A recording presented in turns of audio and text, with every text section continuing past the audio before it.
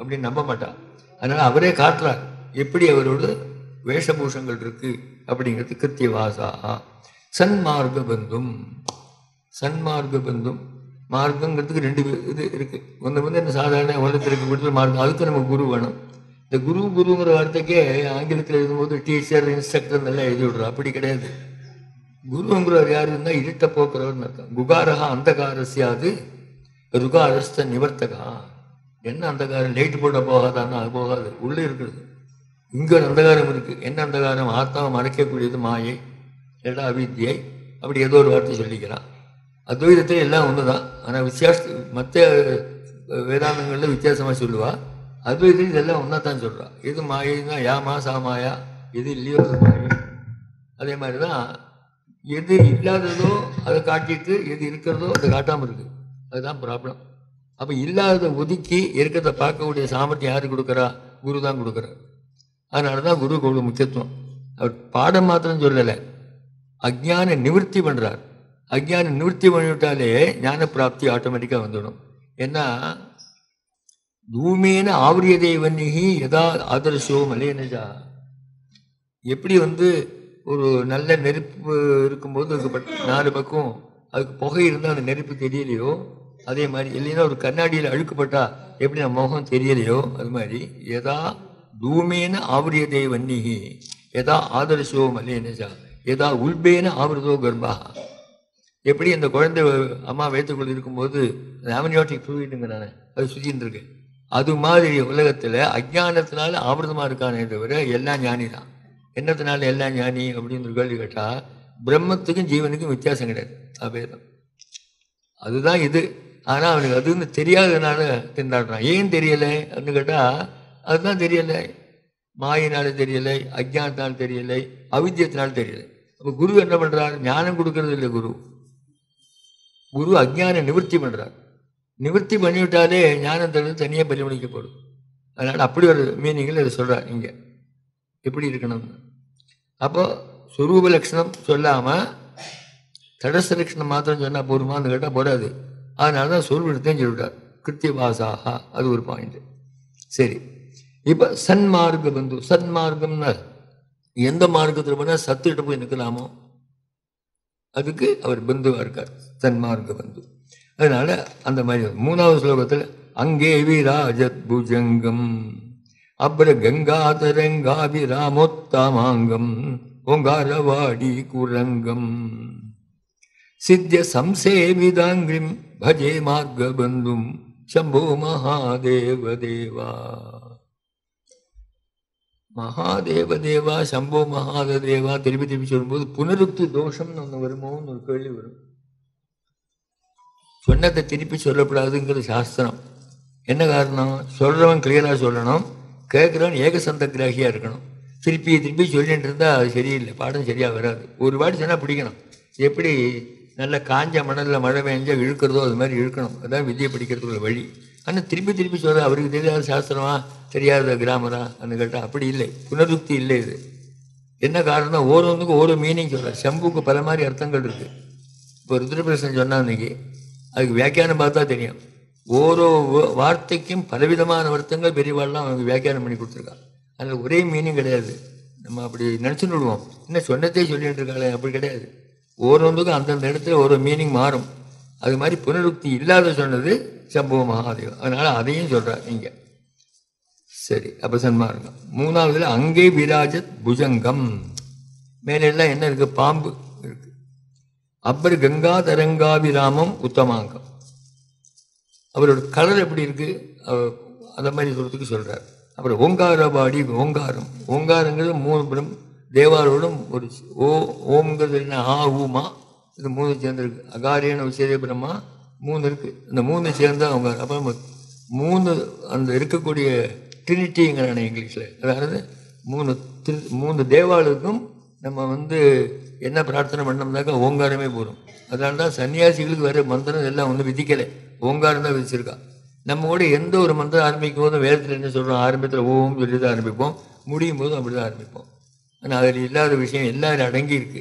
அதனால் அந்த மாதிரி இருக்கக்கூடிய ஓங்கார வாடி குரங்கம்ங்கிற ஒரு மான் எப்படி ஒரு இதுக்குள்ளே ஒரு கார்டனோ இல்லை அதுக்குள்ளே போகுமோ அது மாதிரி ஓங்காரத்தில் இருந்துட்டு இருக்கார் அவர். அந்த மாதிரி இருக்கக்கூடிய அந்த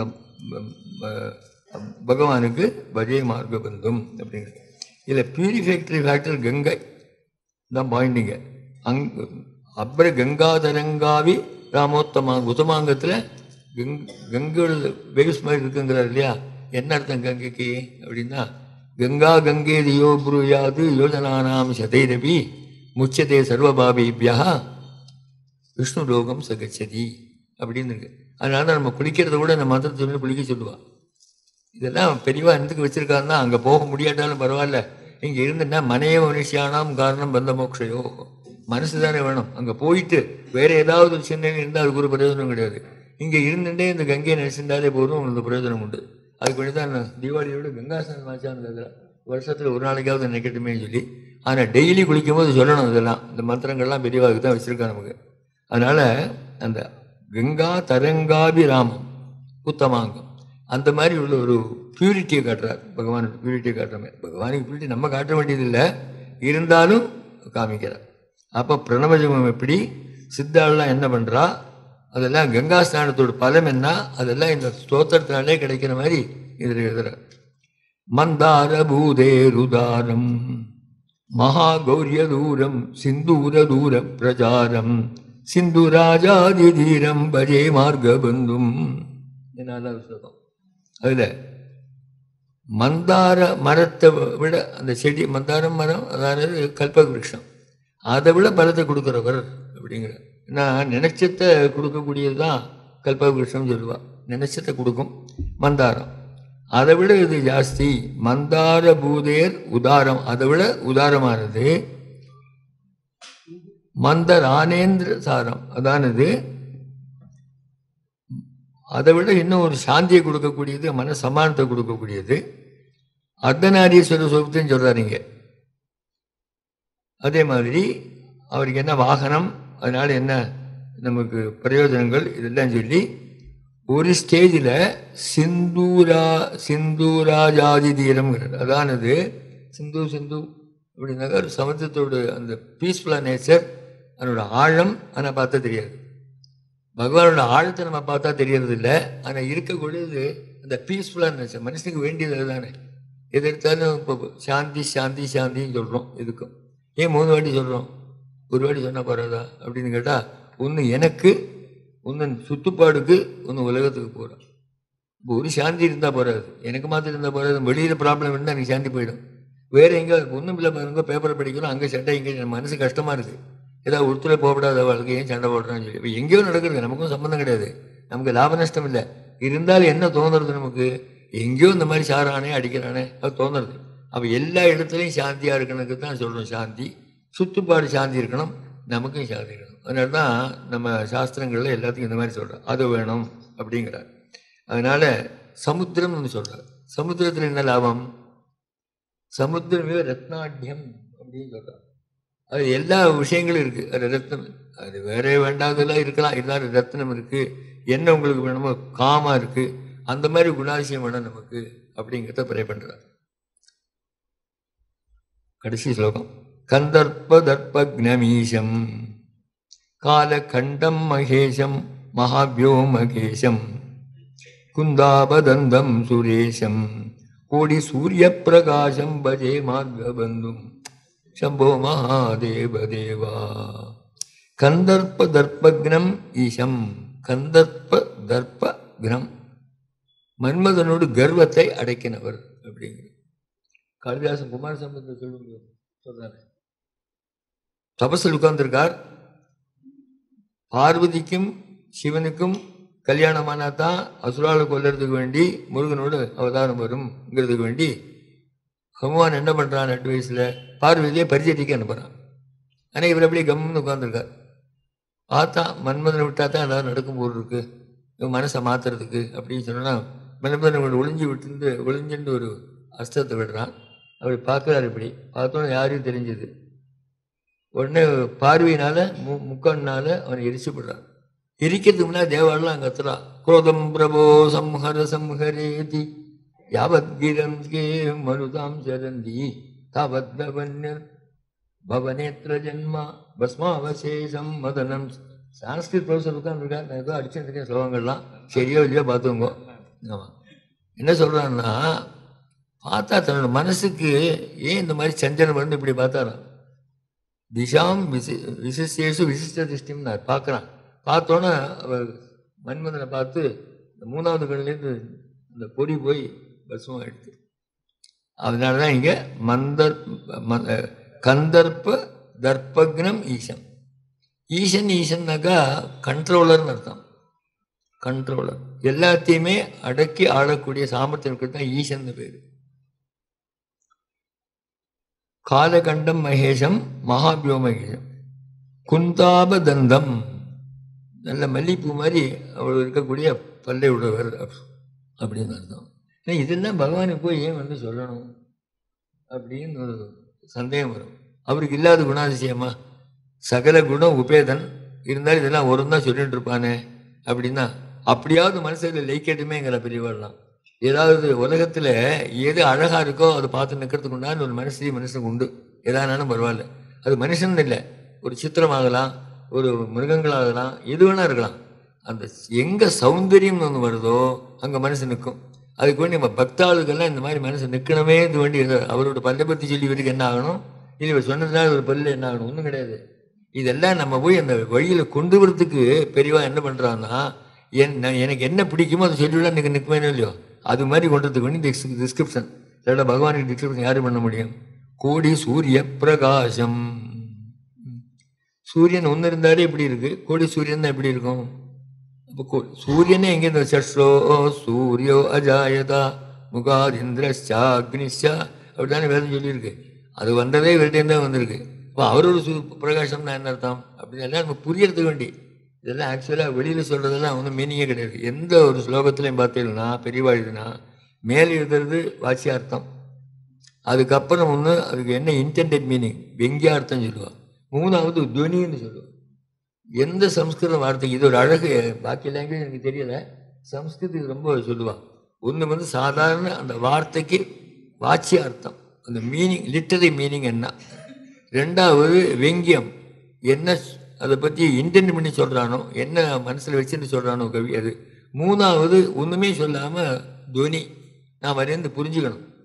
துவனின்னாக்கா சொல்லாமல் சொல்கிறது, எக்ஸ்பிரஷன் பை சப்ரஷன் அப்படின்னு சொல்லுவோம் ஆங்கிலத்தில். அது சொல்ல மாட்டா, துவனின்னா புரிஞ்சுக்கிற மாதிரி இருந்து. அப்புறம் அவரை பார்த்து ரொம்ப புத்திசாலி என்ன அர்த்தம், முட்டாள்னு அர்த்தம், அது அப்படி சொல்ல மாட்டா, அதனால துவனி. இது மாதிரி 3 விதமாக எல்லாத்துக்கும் அர்த்தம் சொல்கிற வழக்கம். இங்கே அது மாதிரி தான் அந்த மாதிரி மீனிங்கில் யூஸ் பண்ணுறாரு. கூடி சூரிய பிரகாசம் விஜய் மார்க்க பந்தும். அதனால் இது எப்படி இது அல்யூஷன் சொன்னால், சிவனுக்கு மன்மதனோடு அந்த பானத்தினால ஒன்றும் வரல. அதனால் நம்ம என்ன பண்ணிக்கணும், உலகத்தில் எத்தனையோ விதமான அட்ராக்ஷன்ஸ் இருக்குது, அதெல்லாம் மாற்றினோம்னாக்கா அதிலே உட்காந்துருப்போம்.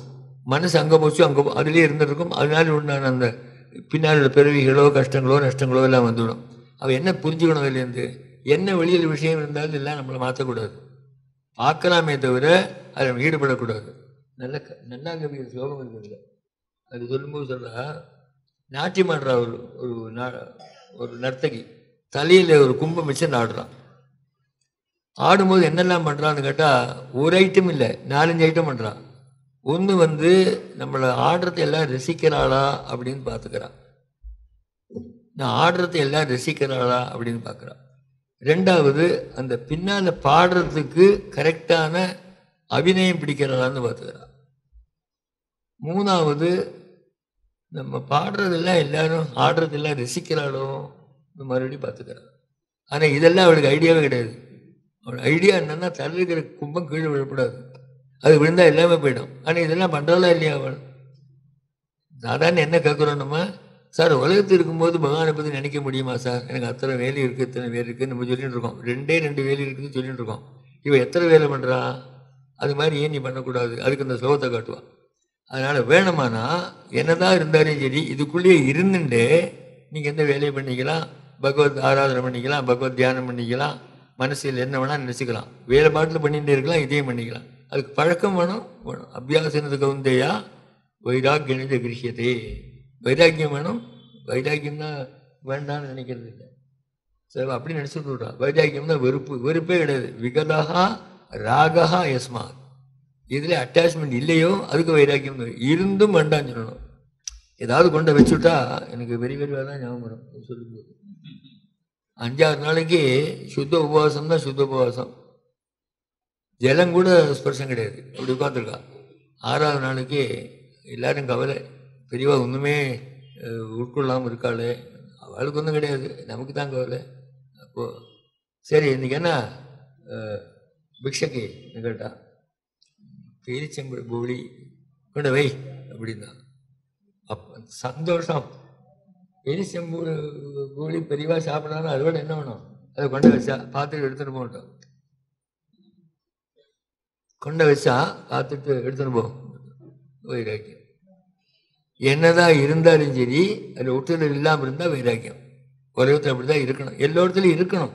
அதான் இங்கிலீஷில் சொல்லுவேன், you should be in the world but not of it அப்படின்னு சொல்லுவேன். இதில் இருக்கணும், ஆனால் அதில் போய் ஒட்டிக்கப்படாது. ஒட்டின்றா என்ன ஆகும் தான், மனசு எங்கே போயிடும், எங்கே போனோம் அங்கே போகாது. எங்கே போகணும், பகவான்கிட்ட போனோம், அது போய் இங்கே போயிடுவோம். அதனால இருக்கணும் தான் வேணும், எல்லாம் வேணும், சாப்பிடணும், தூங்கணும், விளையாடணும், எல்லாம் வேணும். ஆனால் அதில் மனசு போட்டால் இங்கே போகாது. இது வேணும், நம்ம விவகாரத்துக்கு இதெல்லாம் வேண்டியதுதான். ஆனால் விவகாரத்தோடு நிற்கக்கூடாது, 2 லெவல் இருக்கு, அது மேலே தாண்டி போகணுமே. அதனால சொல்கிறார், இத்தனை இருந்தாலும் கூட அதெல்லாம் இல்லாமல் இருக்கக்கூடியது இருக்கு, அதுதான் பெரிய விஷயம். அதுக்கு வேண்டி தான் இதெல்லாம் சொல்கிறார். இந்த கோடி சூரிய பிரகாசம் இதில் எக்ஸாம்பிள்லாம் பகவானு கிடையாது, நம்ம தெரிஞ்சுக்கிறதுக்கு. பலாவணம் ரத்கிரீடம் பல நேத்ரார்ச்சிசம் தக்த பஞ்சேஷு கீடம் சுலாகராராதி கூடம் சுத்த மத்தியேந்திர சூடம் பஜே மார்க்க பந்தும். அவரோட ஃபார்மை டிஸ்கிரைப் பண்ணுறார். இதுக்கு பகவானுக்கு ஏதாவது ஃபார்ம் உண்டோ கேட்டால், சகுண உபாசனைக்கு ஃபார்ம் வேணும், நிர்குண உபாசனைக்கு ஃபார்ம் கிடையாது. ஆனால் நிர்குண உபாசனை யாருக்கு வரும், அத்தனை வேகம் வருமா நமக்கு? அதெல்லாம் இது விக்கிரகாராதனையில் உண்டான்னு கேட்டால் இல்லை தான் நமக்கு. ஏன் என்ன வச்சுருக்கான் அப்படின்னு கேட்டால், ஒரு பிரதீகம்னு ஒன்று இருந்தால் ஒழிய நமக்கு மனசு நிற்காது. கொஞ்சம் நாளைக்கு அப்புறம் அது வேண்டாம். ஆரம்பிக்கும் போது குழந்தை படிக்கும்போது எல்கேஜியில் ஏ இஸ் ஆப்பிள்னு சொல்லி கொடுக்குறான். எம்ஏ ஸ்டூடெண்ட்டுக்கு ஏ இஸ் ஆப்பிள் சொல்ல வேண்டிய தேவை கிடையாது. அப்படி சொன்னால் எம்ஏ ஸ்டூடெண்ட் இல்லை, அவனுக்கு ஆப்பிள்னாலும் புரிஞ்சுடும். சின்ன குழந்தைக்கு ஆப்பிள் தான் புரியாது. அது மாதிரி எப்போ ஆரம்பிக்கும் போது எந்த ஒரு சாஸ்திரமோ வேதாந்தமோ இதை ஆரம்பிக்கும் போது சாதாரண விஷயங்களுக்கு சொல்கிறது உதாகரணம் சொல்லுவாள், அது உபமானம் சொல்லுவாள், என்னடா புரியாது. ஒரு ஸ்டேஜுக்கு அப்புறம் இது அவசியம் இல்லை, நமக்கு தனியார் சொன்னாலே புரிஞ்சுடும். அதனால தான் இங்கே இப்படிலாம் சொல்லிட்டு வரார். கடைசியாக என்ன சொல்கிறாருனாக்கா, இதெல்லாம் ஒரு டிஸ்கிரிப்ஷன் கொடுத்துருது எதுக்கு, மனசு போய் நிற்கிறதுக்கே தவிர அதனால் அதிலே நிற்கப்படாது. ரூபத்திலேருந்து அரூபத்துக்கு போகிறது தான் பிரின்சிபிள். ஆனால் அரூபத்துக்கு போகிறதுக்கு ரூபம் வேணுமே, அதுக்கு வேண்டி இதெல்லாம் காமிச்சிட்டு அந்த மாதிரி இருக்கக்கூடிய மார்க்க பந்து அப்படின்னு சொல்கிறார். அதுக்கு எக்ஸ்பிளனேஷன்லாம் சொல்லிட்டு வரார். இது என்னெல்லாம் அதுக்கு குணங்கள் இருக்குது அதெல்லாம் சொல்லி கடைசியில் எங்கே போய் முடிக்கணும், நிர்குண அவஸ்தையில் போய் நிற்கணும். குணத்தில் இருந்தால் தான் நிர்குணத்துக்கு போக முடியும், அதுக்கு அப்படி குணம் சொல்கிறார். ஆனால் குணத்திலே நின்று விடக்கூடாது. ஆனால் அந்த 2 வேதாந்திகளும் குணம் போருன்னு சொல்லிவிடுவான். விசிஷ்டாதிகளாகட்டும் துவைதிகளாகட்டும் எங்களுக்கு குணம் போரும் அப்படின்பா. அத்வைதி ஒத்துக்க மாட்டான். அத்வைதி குணம் போராது, ஞானமானு சொல்லுவான். ஏன்னா ஞானாதேவது கைவல்யம் பகவத்பாதால். ஞானாது கைவல்யம் சொன்னால் போகிறோம், ஞானாது ஏவ து கைவல்யம். ஞானத்தினாலே தான் அடித்து சொல்கிறார். ஞானாத் ஏவ து கைவல்யம், கேவலசிய பாவோ கைவல்யம். கேவலம் அதெல்லாம் தமிழ் கேவலம் இல்லை, சம்ஸ்கிருத கேவலம், பியோர் அப்படின்னு தான் அர்த்தம். மாயா சம்பந்தம் இல்லைன்னு அர்த்தம். நமக்கு ப்ராப்ளமே மாயை தானே. எது இல்லையோ அது இருக்கிற மாதிரி காட்டும், எது இருக்கோ அதை காட்டாது. மாயைக்கு 2 குணம், ஒன்று ஆவரண சக்தி, இன்னொன்று விக்ஷேப சக்தி. விக்ஷேபத்தில் என்ன இல்லாததை காட்டும் உலகம். ஆவரண சக்தி மூடிவிடும். எதை மூடும், எது இருக்கிற சக்தி, பிரம்மம். அப்போ பிரம்மத்தை மூடி உலகத்தை காட்டும். இதுதான் மாயோட வேலை. அதனால தான் மாயாதீதன் அப்படின்னு சொல்கிறான். மாயை தாண்டத்துக்கு நான் சாமர்த்தியம் இருந்தால் தான் அவன் ஞானியாகிறான். ஞானி வந்தாக்கா அவனுக்கு மோட்சத்துக்கு வித்தியாசம் இல்லை. யார் ஞானியோ அவன் முக்தன். இங்கே தான் இருந்துருக்கான், ஜீவன் முக்தன் இல்லை விதேக முக்தன். உசுரோடு இருக்கும்போதே ஞானம் வந்துவிட்டாக்கா ஜீவன் முக்தன். ஜீவன் ஏவ ஜீவன் சதி முக்தாயா ஜீவன் முக்தா. இல்லை உடம்பு போகும்போது என்ன ஆகுதுன்னா இன்னொரு பதவி இல்லாமல் போயிடும். மனுஷனோட ஜென்மமே அதுக்கு தான். நம்ம எல்லா சங்கல்பத்திலையும் அதாண்ட பண்ணிகிட்டு இருக்கோம். இந்த ஜென்மம் ஏதோ வந்து கொடுத்து கேனாபி புண்ணிய கர்ம விசேஷனா இதானிந்திரமான விஷயம் எல்லாம் சொல்லிட்டு இருக்கோம்.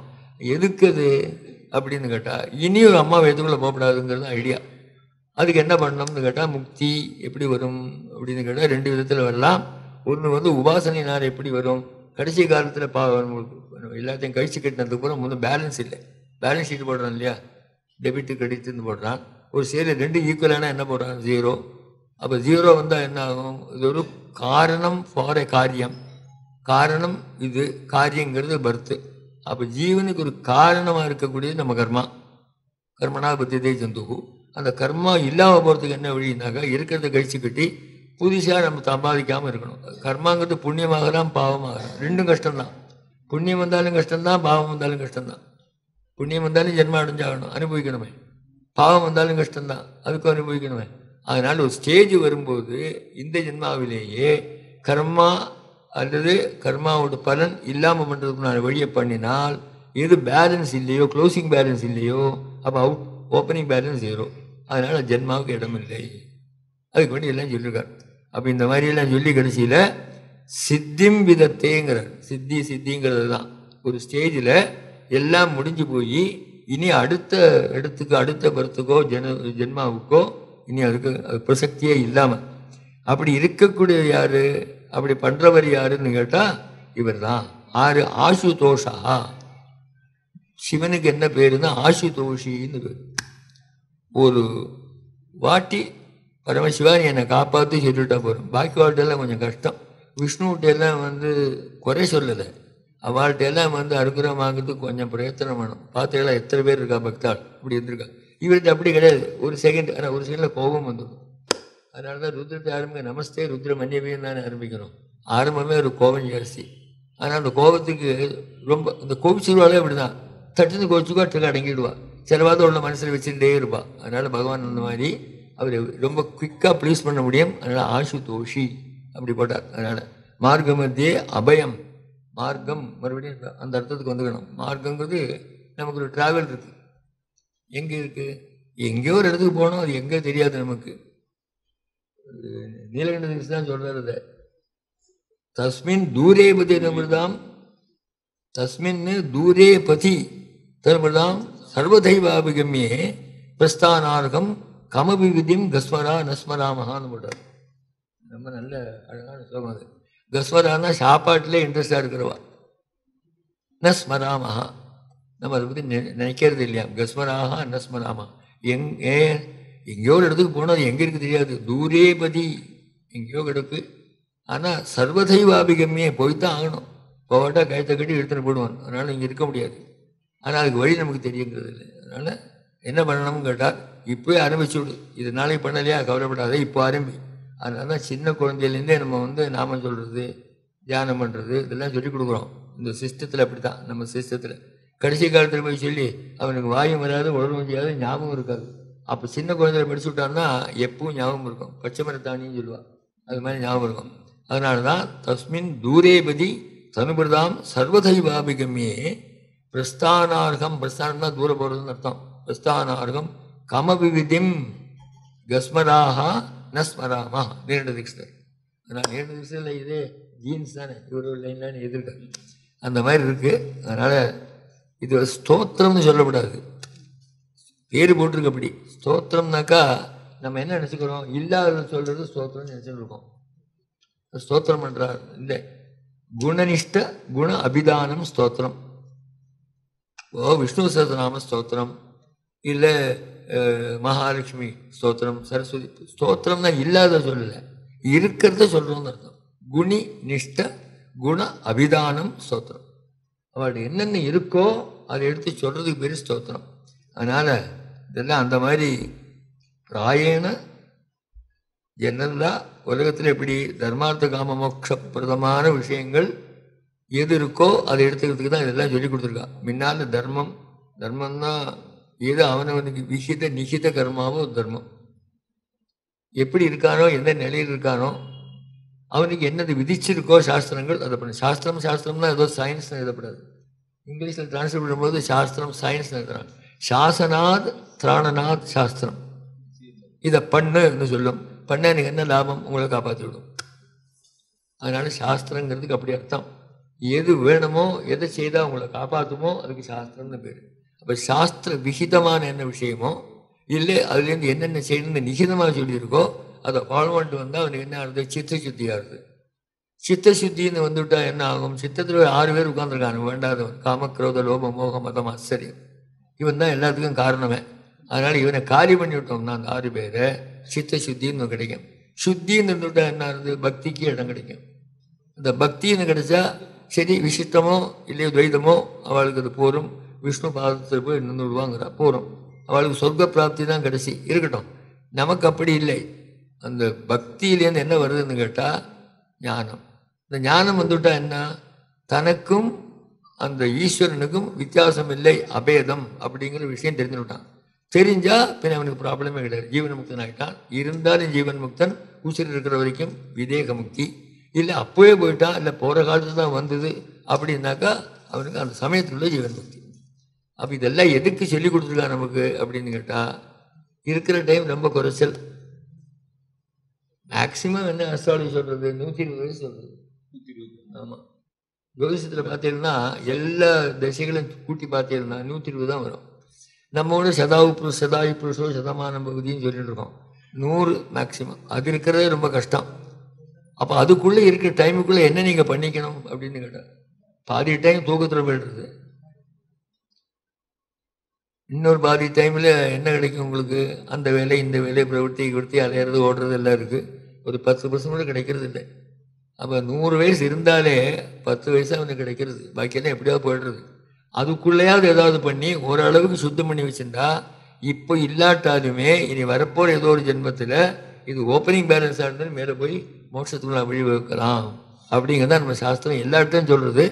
அது அப்படி நேரம் சொன்னால் புரிய மாட்டேங்கிறது. அதுக்கு வேண்டி ஒரு கதை, ஒரு புராணம், ஏதோ 4 பேர் பக்தாரோட ஒரு கதை, இல்லை இந்த மாதிரி ஏதாவது கொஞ்சம் ஸ்லோகங்கள். அப்போ இதை படிக்கிறது மாத்திரம் இல்லாமல் அதோடய வச்சுட்டு கொஞ்சம் மனநம் பண்ணிட்டு உட்காந்துருந்தால் தேவையில்லை. ஒரு சின்ன விஷயம் சொல்லாமல் பார்த்தேன். எனக்கு இந்த தீக்ஷர் இருக்கார், ஆஷு கவி, அந்த சமயத்தில் ஒரு விஷயம் சொல்லக்கூடியவர். இதில் ஆஷான் தீக்ஷர்னு இவரோட ஆத்தா. அவர் என்ன சொல்கிறார்? ராஜா வரா, ராணி வரா.